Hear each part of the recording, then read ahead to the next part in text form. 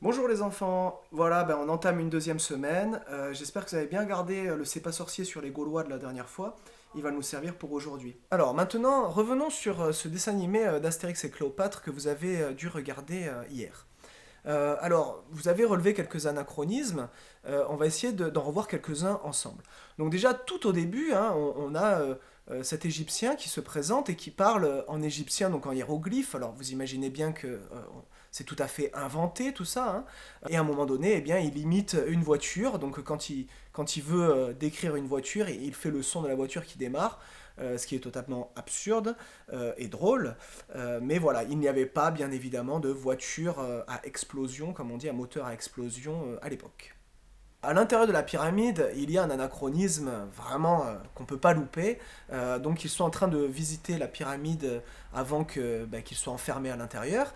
Et ils regardent donc les hiéroglyphes, les dessins. Et à un moment donné, Obélix s'arrête devant un hiéroglyphe et on reconnaît le Père Noël. Le Père Noël, en tout cas à cette époque-là, n'existait pas.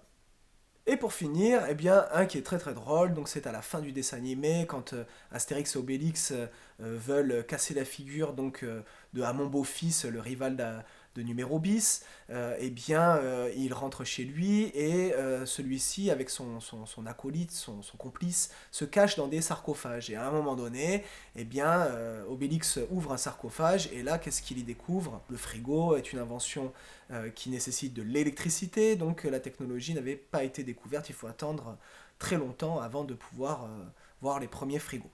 Alors après cette petite introduction sur l'histoire qui va nous servir après, vous allez voir, eh bien nous allons faire de la géométrie. Donc pour cela, je vais vous demander de mettre pause et d'aller chercher votre petit cahier orange, celui avec le quadrillage de 1 cm, hein, comme ça, ainsi qu'un crayon gris, une gomme et vos crayons de couleur. Alors si vous n'avez pas vos crayons de couleur, eh bien on le fera au feutre, mais les crayons de couleur c'est mieux. Allez, vous mettez pause et vous allez chercher ce matériel. Alors voilà, vous avez donc vos deux pages de cahier devant les yeux.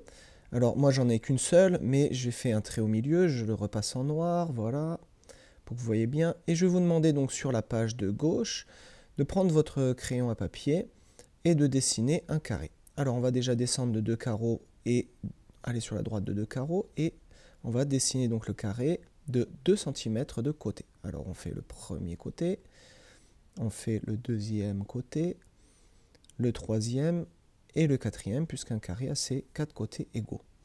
Voilà. Alors n'hésitez pas à mettre pause quand je fais le dessin pour que vous ayez le temps de faire le dessin à votre tour. Alors on va mettre ce carré maintenant en relief. On va faire un cube, donc on trace les diagonales. Alors ça, ce sont les côtés du cube, on appelle ça des arêtes. Voilà, celle de derrière et la dernière diagonale. Et donc là, on a un joli cube. Alors vous allez écrire en dessous que c'est un cube. On écrit 1, déterminant, cube, le nom, et on passe au dessin suivant.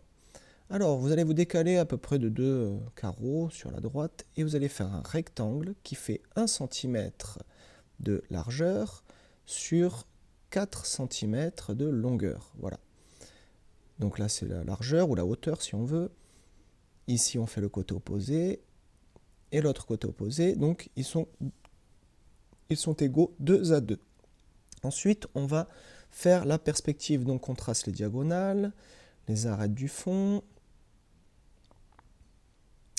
Moi, je repasse pour que vous voyez bien. Alors oui, n'hésitez pas à mettre pause, hein. Donc à chaque fois que je fais un dessin, vous pouvez mettre pause et le faire. Voilà. Et on écrit en dessous que c'est un pavé. Voilà, donc le solide qui a ses faces qui sont des rectangles, eh bien ça s'appelle un pavé. Voilà, un rectangle, un autre rectangle. Très bien. Alors maintenant, je vais vous demander de tracer un trait en bas, comme ça va être le sol, puisqu'on va utiliser ces dessins ces formes géométriques pour faire des dessins. Alors vous allez faire un rectangle qui fait 3 cm, non pardon, 2 cm de haut, allez-y, 2 cm, voilà, 2 cm de large, sur 2, 4, 6 cm de long. Voilà, vous faites donc les 4 carreaux, vous les repassez, et ensuite on va le mettre en perspective, et donc on va tracer les arêtes, hop, les diagonales, les arêtes du fond, voilà. Et donc on a un magnifique pavé. On va faire maintenant un deuxième pavé.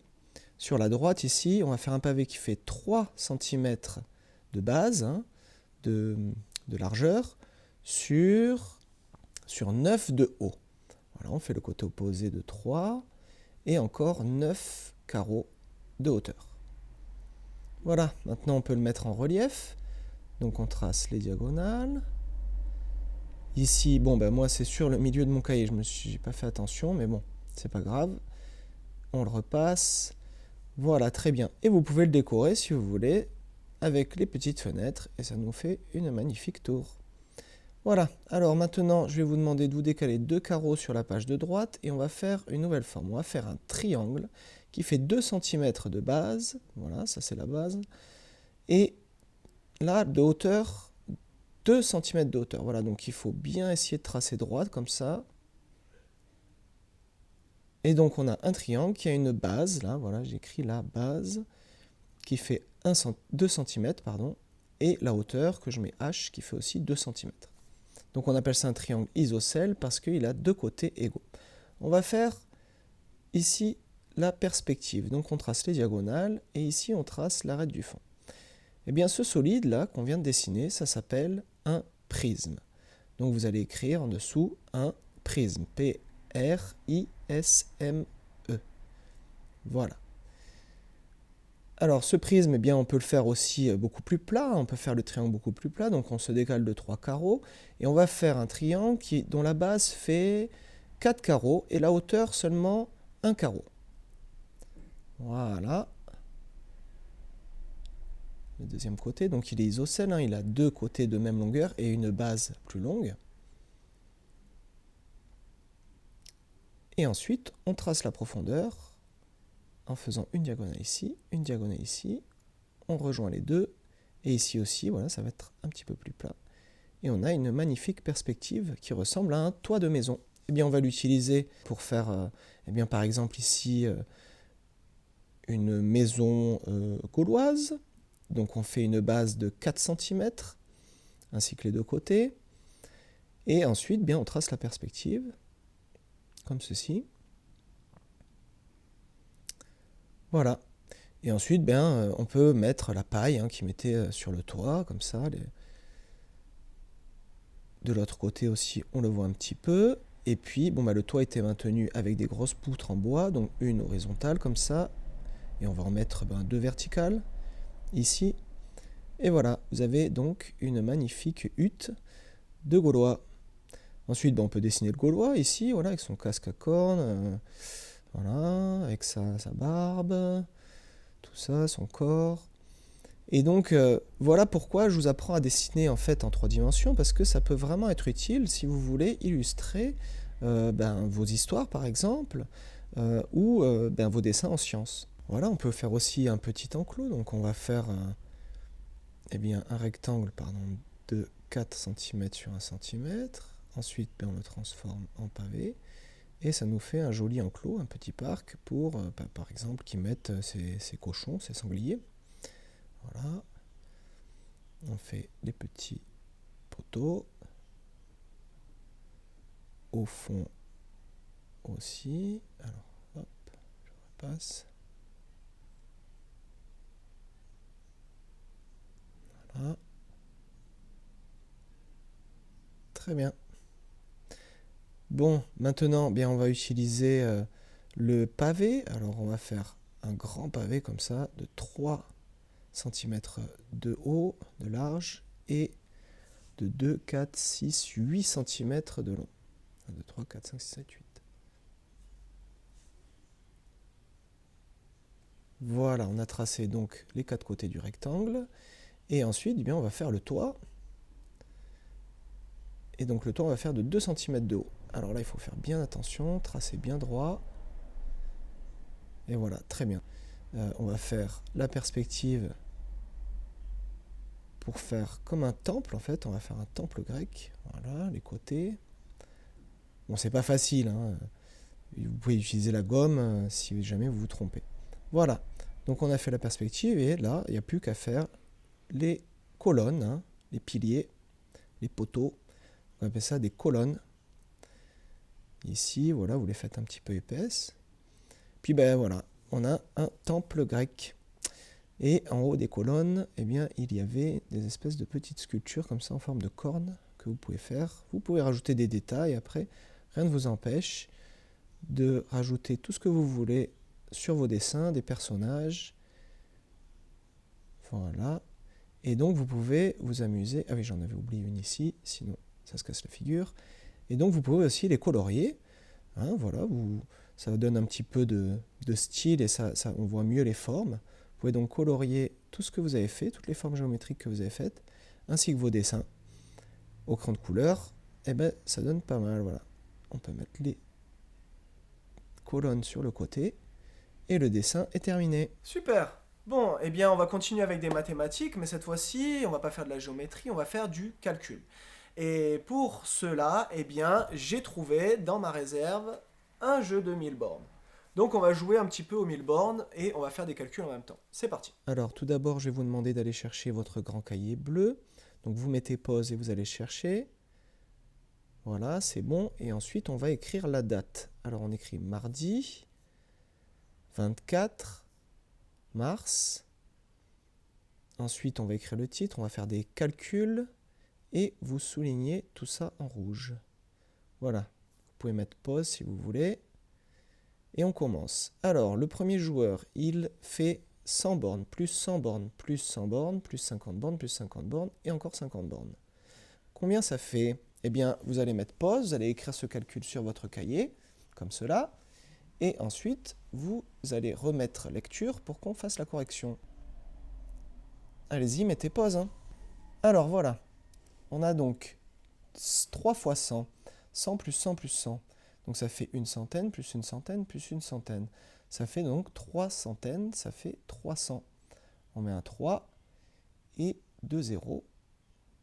Voilà.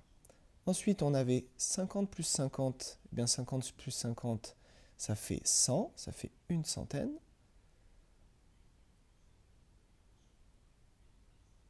Et 2 zéros, et encore 50. Alors maintenant, on doit faire 300 plus 100 plus 50. Combien ça fait? Alors ici, on a 300 et 100. On a 3 centaines et une centaine. Ça fait donc 3 plus 1, ça fait 4 centaines. On met les 2 zéros. Et ensuite, il faut rajouter ce 50 là, qu'on avait oublié. Donc 5 dizaines, que j'avais fait en vert. Et 0 unité. Au 1000 bornes, il n'y a pas souvent des unités. Alors, on les relie ici. Ça fait donc 4 centaines. Et combien on a de dizaines? Eh bien, on en a 5. Et les unités, toujours 0. Donc la réponse était 450. Voilà, je peux l'écrire au bout, après le signe égal. Allez, on passe au joueur suivant. Alors il a 50, plus 100 bornes, plus 50, plus encore 100, plus 100, plus 200. Voilà, vous mettez pause, vous écrivez ça, et puis ensuite vous mettez play pour avoir la correction. C'est bon? Vous avez trouvé? Allez, on corrige ensemble. Alors, 50 et 50, eh bien on peut les mettre ensemble, puisque ça fait 100. Alors, ça fait 100, on peut le poser. Si vous n'y arrivez pas, on va le poser. Donc ça fait 50, 5 dizaines, 0 unité, plus encore 5 dizaines et 0 unité. Voilà, là on a 50 plus 50, et donc là on a une retenue, puisque 0 plus 0 ça fait 0, et 5 plus 5, ça fait combien 5 plus 5? 5 plus 5, ça fait 10. Donc 10, on met une centaine, on fabrique une centaine. Il n'y a donc plus de dizaines, on met 0, et on abaisse la centaine, donc on a 100. 10 dizaines, ça fait une centaine. Très bien, ensuite on a 100, plus encore 100.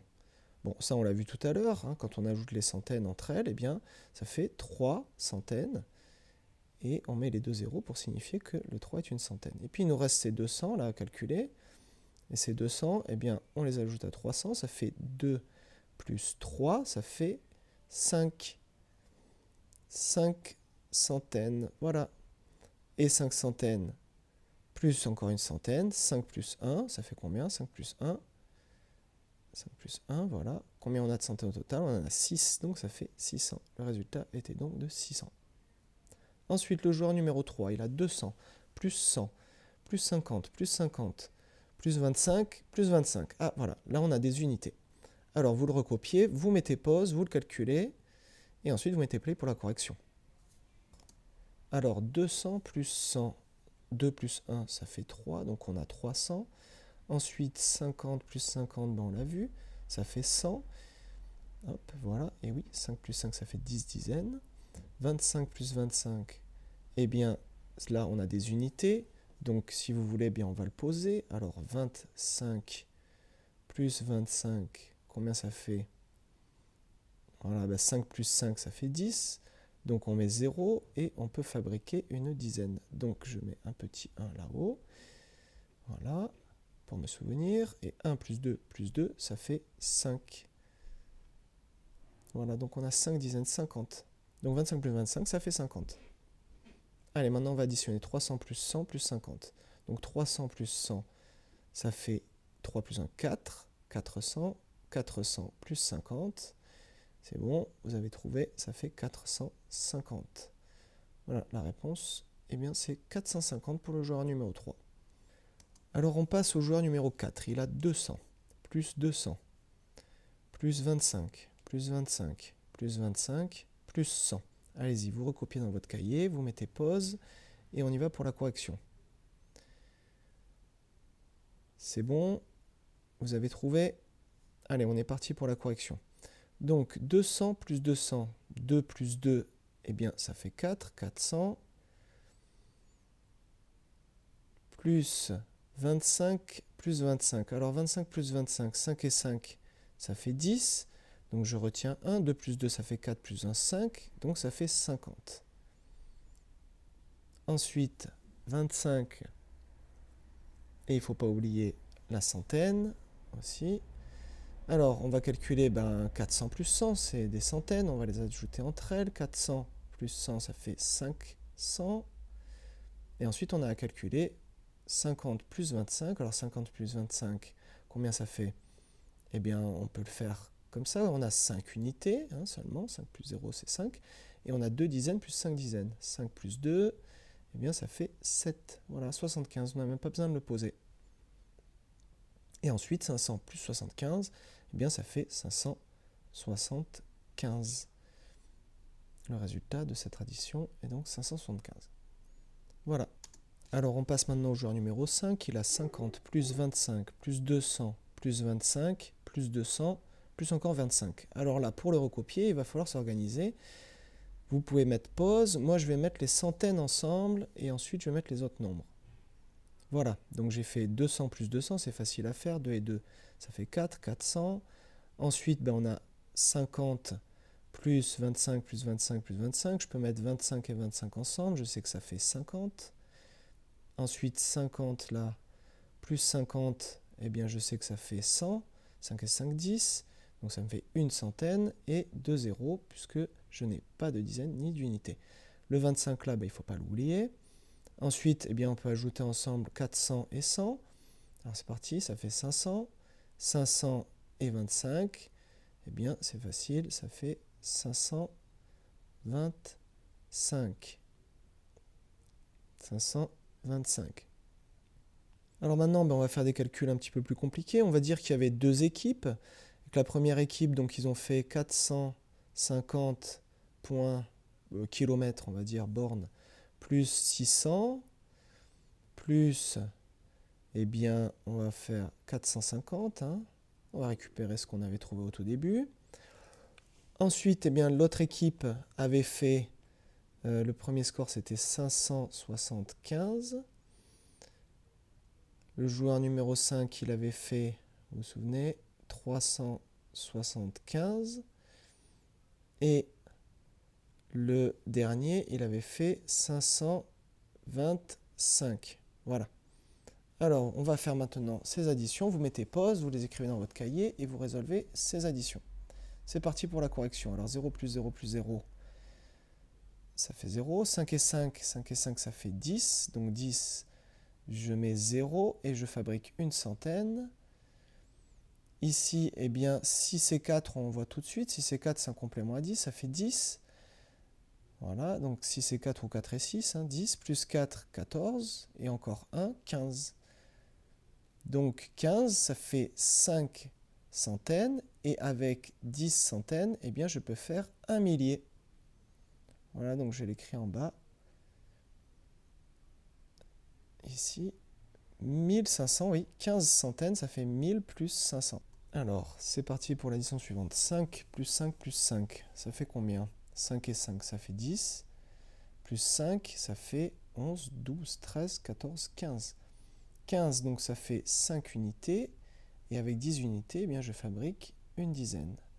Ici.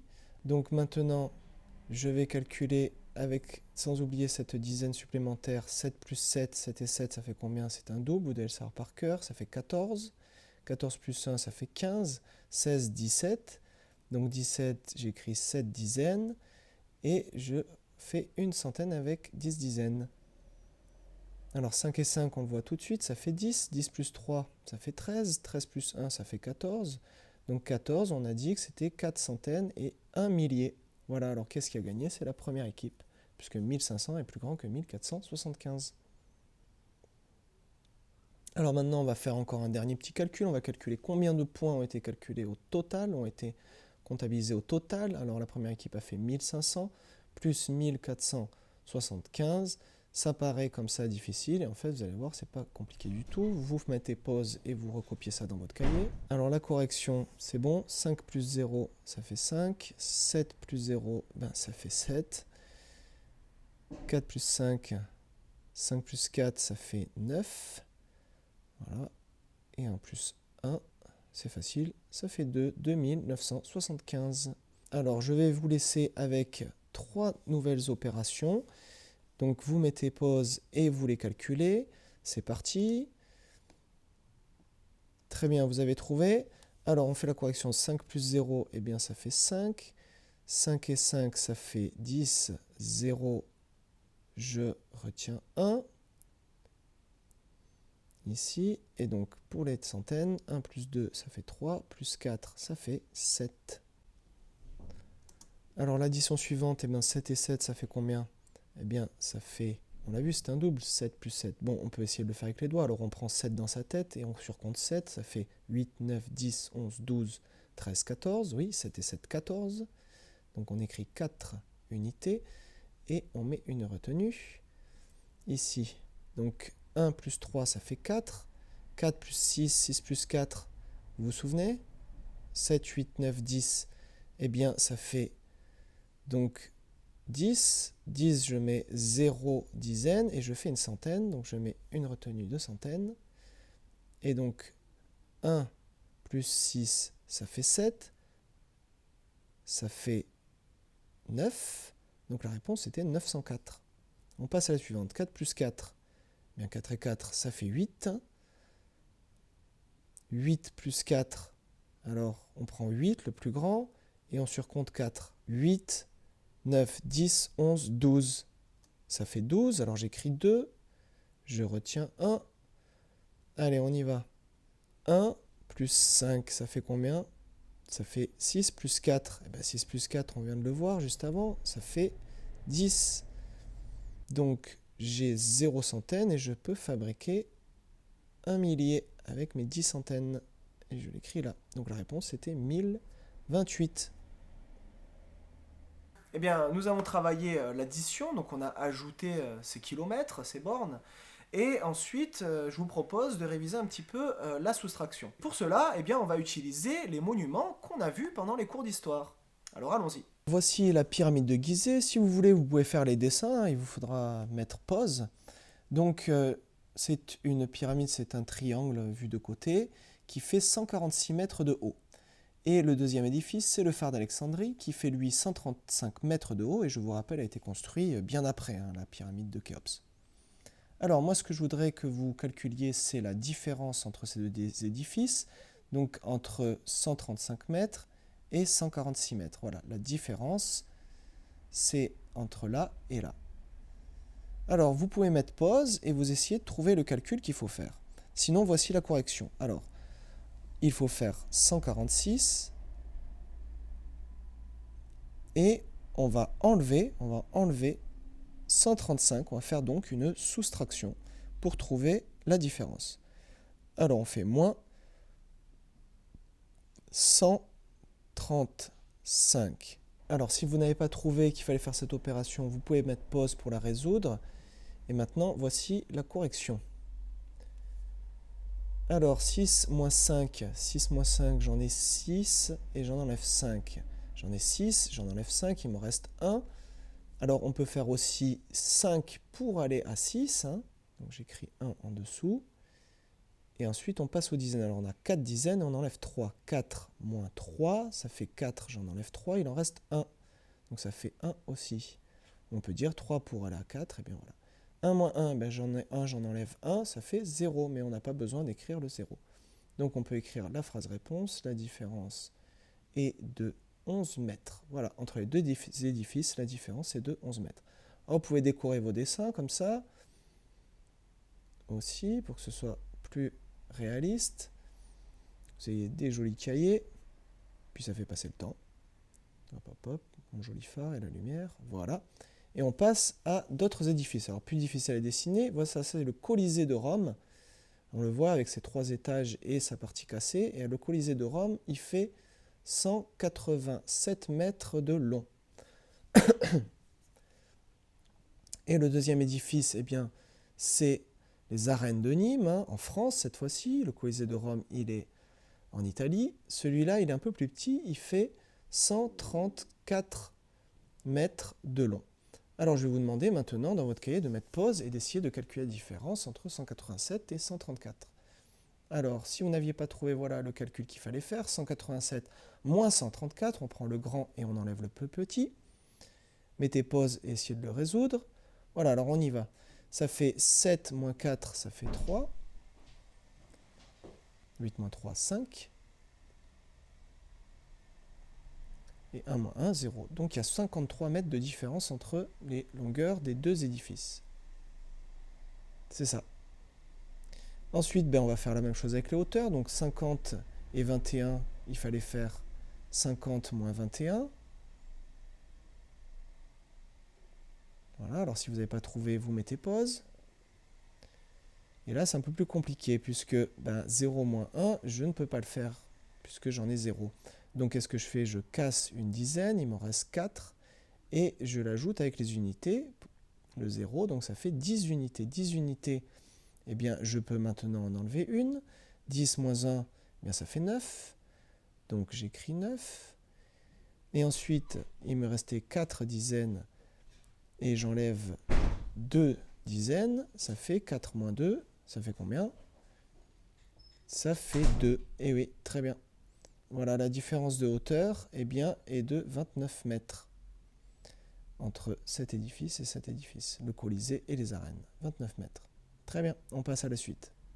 Alors on reprend cette pyramide de Gizeh et on va la comparer à un autre édifice qu'on connaît bien. À votre avis, est-ce qu'il est plus haut ou plus petit que la tour Eiffel? La pyramide, est-ce qu'elle est plus haute ou plus petite? Eh bien, elle est plus petite. Voilà la tour Eiffel. Et donc, on va essayer de calculer la différence entre cette pyramide donc, de Khéops qui fait 146 mètres de haut et la tour Eiffel qui fait 324 mètres. La différence, c'est entre la hauteur donc, de la pyramide et la hauteur de la tour Eiffel. Voilà, ça c'est ce qu'on cherche, la différence. Allez-y, vous mettez pause et vous essayez de calculer ça. Alors, si vous n'aviez pas trouvé, voilà l'opération qu'il fallait faire. 324 moins, eh bien, on enlève la hauteur de la pyramide pour savoir la différence. Ça fait moins 146. Voilà, vous pouvez mettre pause et essayer de résoudre cette soustraction. Voilà, vous avez trouvé. Alors, on peut dire 6 pour aller à 4, eh bien, on ne peut pas. 4 moins 6, on ne peut pas le faire. Donc, on casse une dizaine. Voilà. Il m'en restera donc une. 14, j'enlève 6. On peut dire 6 pour aller à 14. Ça fait 8.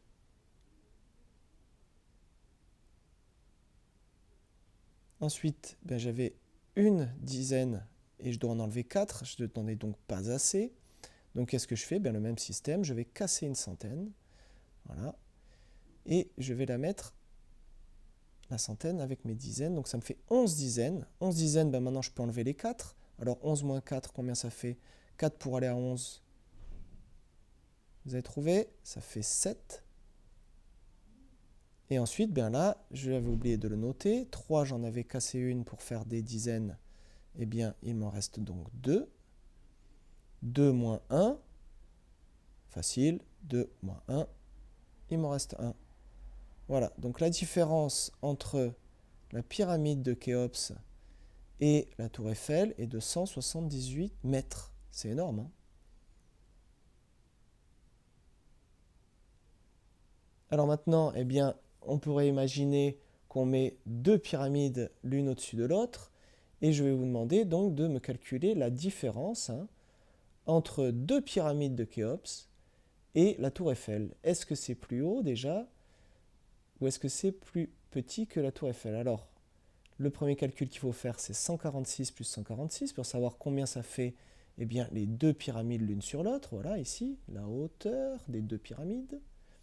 Alors allez-y, vous mettez pause, vous me faites ce petit calcul. Attention, c'est une addition, hein. On ajoute de hauteur. Alors 6 plus 6, ça fait 12. 12, je retiens 1. Donc 1 plus 4, ça fait 9. Et 1 plus 1, ça fait 2. Donc 292 mètres. Donc la hauteur des deux pyramides est plus petite que la hauteur de la tour Eiffel. Alors maintenant, il fallait faire une soustraction. Allez-y, vous mettez pause et vous me résolvez cette soustraction.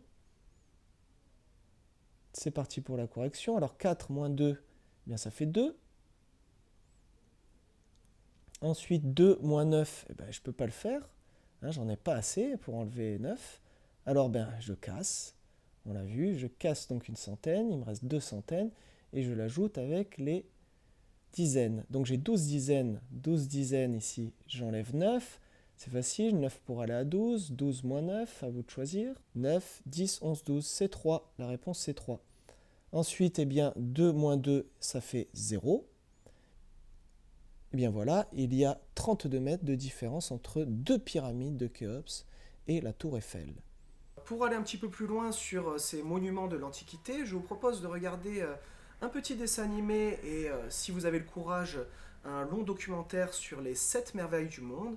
Et oui, à cette époque-là, eh bien, on avait dressé une liste des monuments les plus impressionnants, les plus magnifiques qui existaient dans le monde antique. Et donc dans ces films seront présentées ces merveilles les unes après les autres. Voilà, cette fois-ci, c'est vraiment terminé. Alors je vous laisse avec les liens des vidéos ici et ici. Vous pouvez cliquer dessus. N'hésitez pas à prendre votre cahier vert et à dessiner ou à écrire, ou les deux, ce que vous apprenez dans ces vidéos. Je vous souhaite une bonne fin de journée et je vous dis à demain les enfants. Bye bye.